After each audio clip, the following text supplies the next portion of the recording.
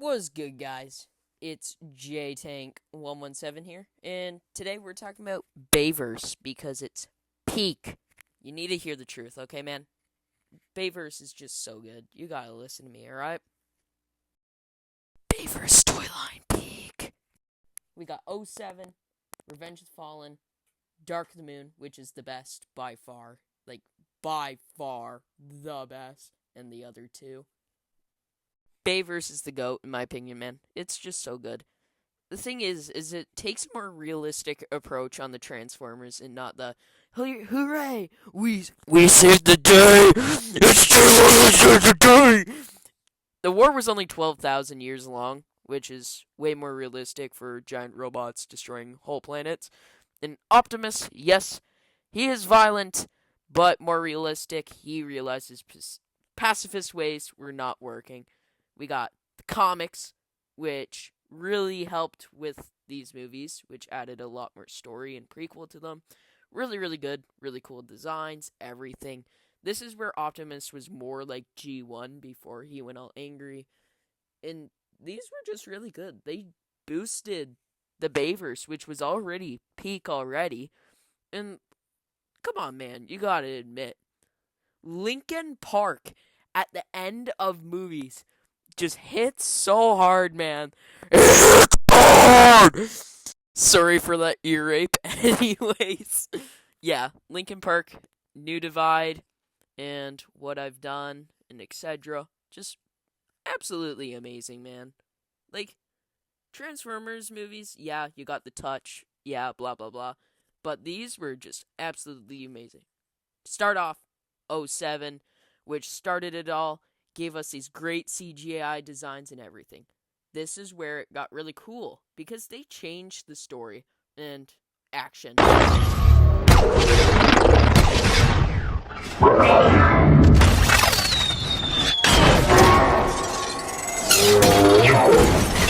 The story was about the Cube, aka the Allspark, and the guy with the glasses, Sam Witwicky. He's grown on me, okay? He's actually kind of cool. You gotta admit, he's something. Those glasses, man, though. Those glasses. Yeah, he's a stinky winky Samuel Witwicky, and we got the best Bumblebee ever.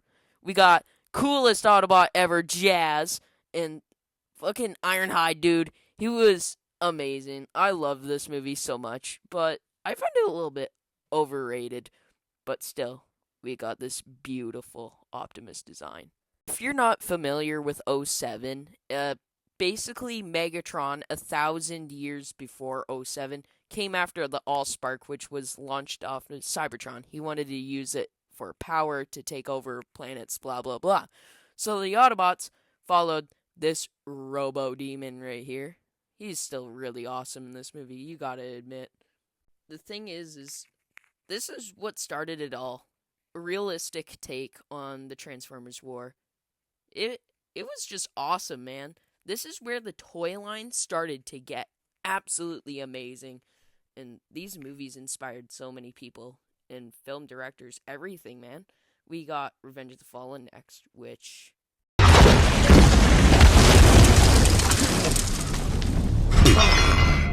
Is the future of our race not worth a single human life? get up! You'll never stop at one. I'll take you all on! Optimus absolutely booty claps cons.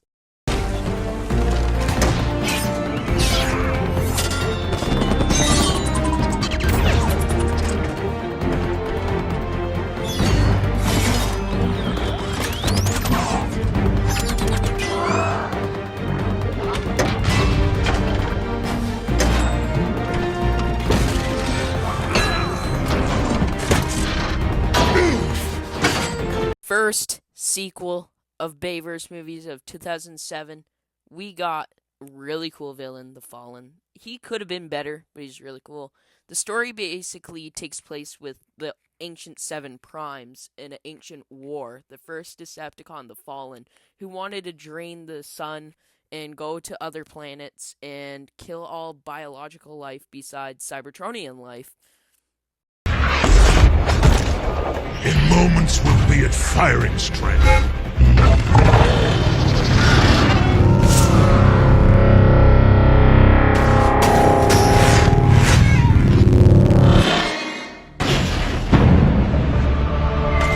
He was a cool villain, though. You gotta admit, he was kind of like Gandalf, but evil, and he had the Force.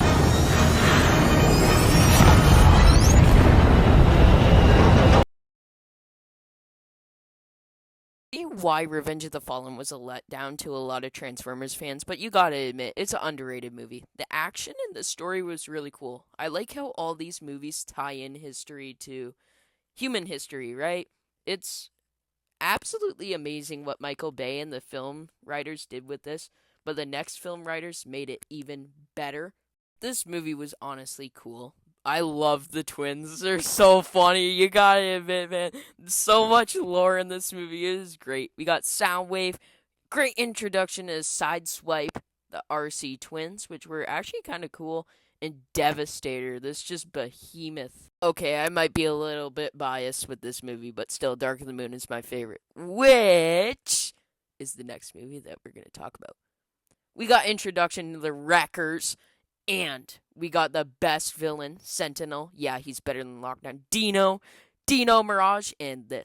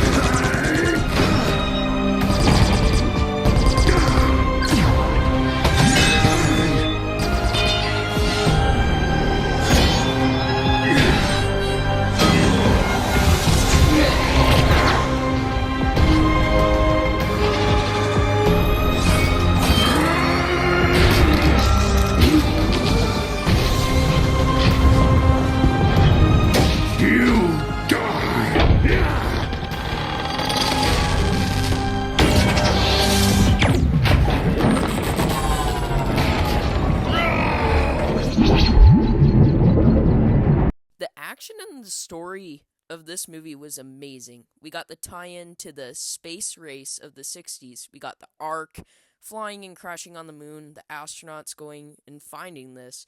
And this was a really cool movie with a really nice plot twist with Soundwave and the Decepticons. Because if you read the comics, this would make a lot more sense to you. But Dark of the Moon just had a great overall story. The best action and the best Optimus Prime design in the fight choreography. Everything was amazing in this movie. But yeah, Megan Fox was gone, but whatever. I might have a little bit of bias for these movies because all the memories I have, but these movies were just absolutely amazing. Dark of the Moon especially. Best action, best story again. It's just a really good movie and you should really watch it. Sam really grew on people here, and this movie generated a lot of hate, even though it was, like, the best and had the best ending speech. Which I unfortunately cannot add because copyright is stupid! This movie was just... I can't explain how good it was.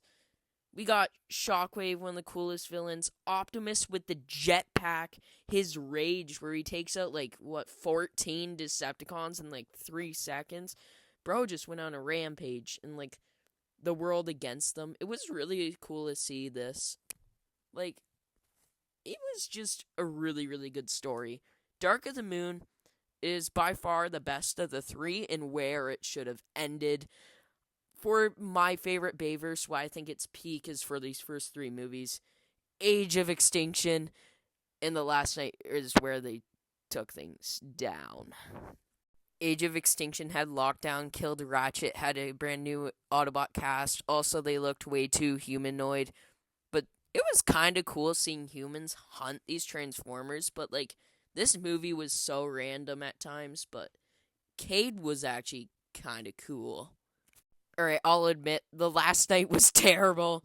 Oh my god, the story, everything was terrible, but Hot Rod was awesome. Hot Rod was absolutely amazing.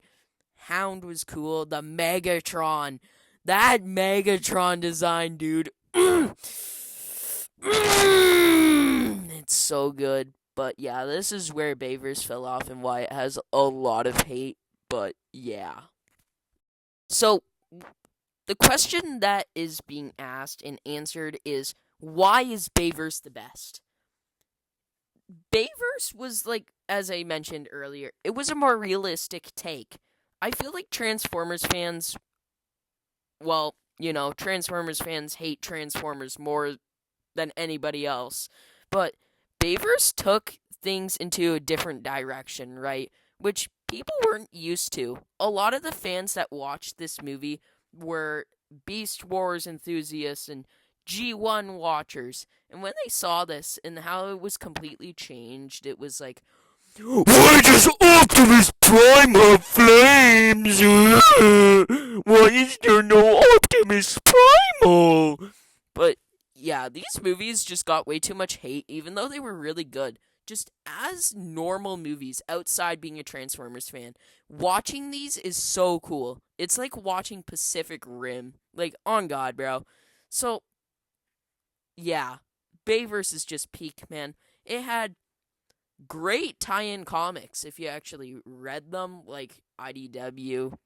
Well, they had their own story, but also a lot of the Bayverse comics, a lot of the parts were taken out with Age of Extinction the last night, which I do not consider canon.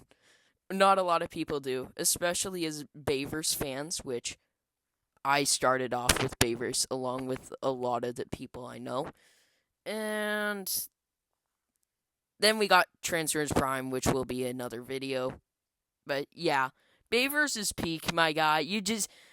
My guys and my gals, and whatever you are, Autobot, Decepticon, whoever you identify as, Bayverse is peak.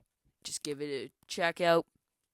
Another problem was people found the humans cringy and whiny, which they kind of were, but you gotta admit, man, Sam grows on you once you watch Dark of the Moon. Transformers Aligned Continuity is next.